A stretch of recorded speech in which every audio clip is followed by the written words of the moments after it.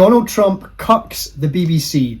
And I should be clear, BBC in this case is the British Broadcasting Corporation. Top BBC bosses resign after criticism of the broadcaster's editing of a Trump speech. The head of the BBC and the British broadcaster's top news executive both resigned Sunday after criticism of the way the organisation edited a speech by US President Donald Trump. Have a look at how these dirty journalists twisted the story.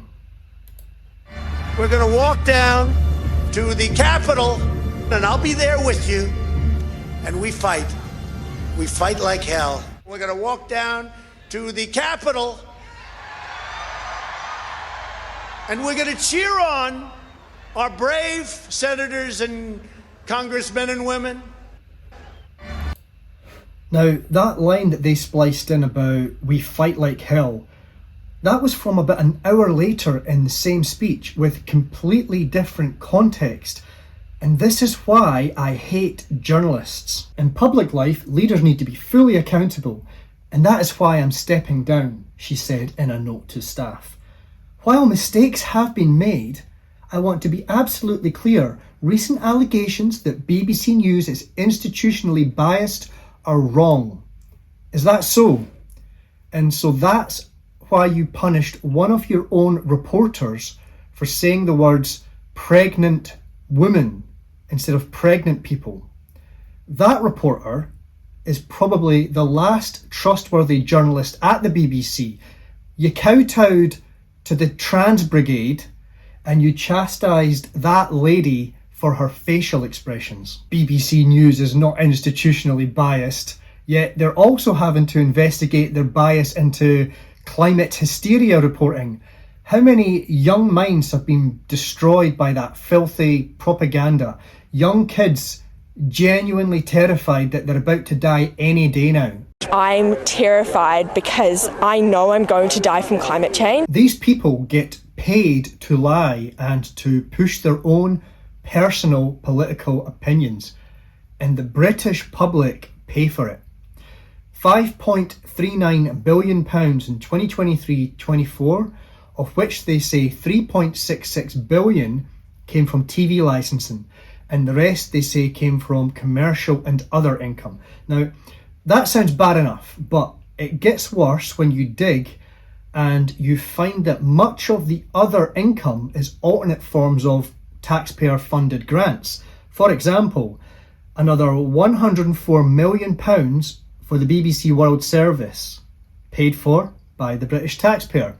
And it's just like I've shown in Australia, how public sector organisations disguise a lot of their funding sources by shuffling it around from one department to another so that they can make out that they aren't fully funded by the taxpayer and that they're actually generating some of their own income. So in exchange for all those billions of pounds, what quality do you get? Well, the BBC assure you that their journalists all act with absolute integrity because they've got the BBC Code of Conduct. Don't you worry about the billions, we've got a Code of Conduct. We took the time and we workshopped it and we got some feedback and we approved the Code of Conduct, and it says that our journalists are doing the right thing. We've got values. Our 6 values shape our culture and define how we work.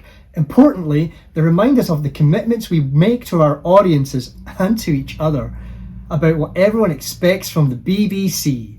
What public service drivel your billions of pounds pays for this load of pish. We are one BBC. We collaborate, learn and grow together. Trust is the foundation of the BBC. We're independent, impartial and truthful. Empty statements, because if there was any sincerity to that, then it wouldn't have taken almost 5 years from January 6, 2021 until now for journalists to finally admit to their error. In fact, have the key journalists responsible been called out at all? As far as I'm aware, the only 2 people named were those 2 execs. They're the ones that took the blame. Those who were involved in the making of that documentary all got paid for it.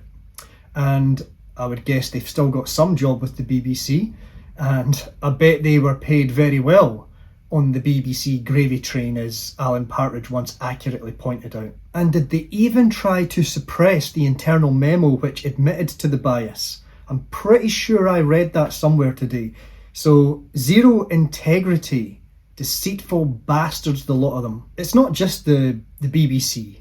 Our ABC in Australia are also run by a bunch of biased ideologues who pay off their mortgages thanks to our taxes.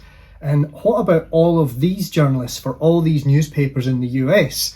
None of them had the integrity or the balls to look into that day a little further. It took them almost 5 years. Isn't that what a journalist is supposed to do? They've all got their little certificate from university framed on their wall, but very few of them are anything but tools of the system, bought and paid for. I'd guess that many of them did know the truth, but they were either too cowardly to raise the alarm or were themselves progressive ideologues who are just simply willing to let 2 + 2 = 5 if it suits their own narrative. Meanwhile, people like me back in 2021, just normal people trying to highlight the truth, were having videos taken down by YouTube, being threatened with having our channels closed down, and some people did lose their channels. I remember watching January 6 on live streams from Australia, seeing videos being made by Trump supporters who were on the ground, and they were pointing out that the cops had let this happen, had practically urged them into the Capitol building.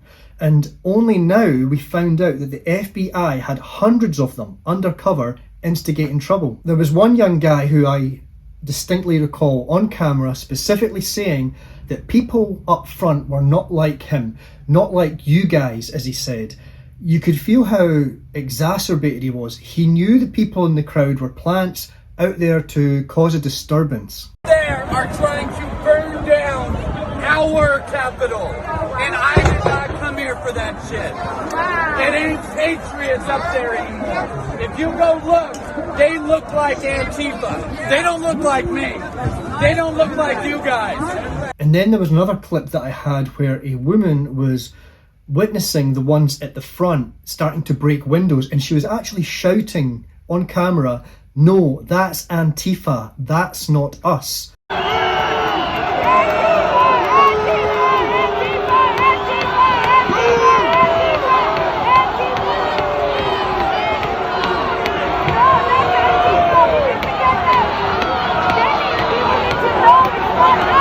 So Antifa or the FBI or whatever, she knew the ones that were starting trouble were not the core MAGA supporters. It's incredible that YouTube nobodies like myself were pointing this out in real time, yet the power of the media machine and all of their codes of integrity couldn't get it right.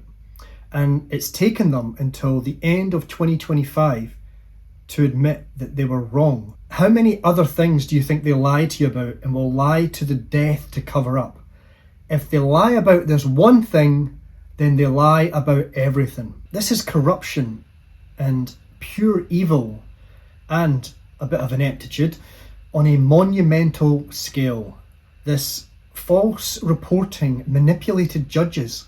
People ended up in jail. It has permanently damaged the minds of the public. I know people who, despite this admission of wrong, will still insist that Trump incited a riot. Back in 2021, I was going blue in the face, asking people I knew, pleading with them, just please try and watch the full Trump speech for a bit of context. But no, their favourite journalist had told them the version of the truth that they wanted to hear. The damage is already done. They will stick their fingers in their ears, unable to accept anything that challenges their strongly held beliefs. Truth matters not to the mind of the controlled ideologue. Okay, you don't like Trump? Fine. Write factually about why you don't like him. I'm not impressed with everything that he's done. When he won his first term, wasn't one of the first things he did was to give a job to his son-in-law? I wasn't keen on that. Or recently, just before he announced the tariffs, somebody was shorting the crypto market for an absolute fortune. I'm suspicious as fuck about that.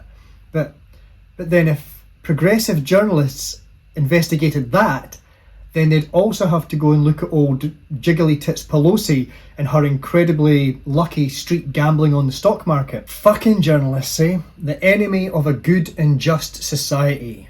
Sack them all.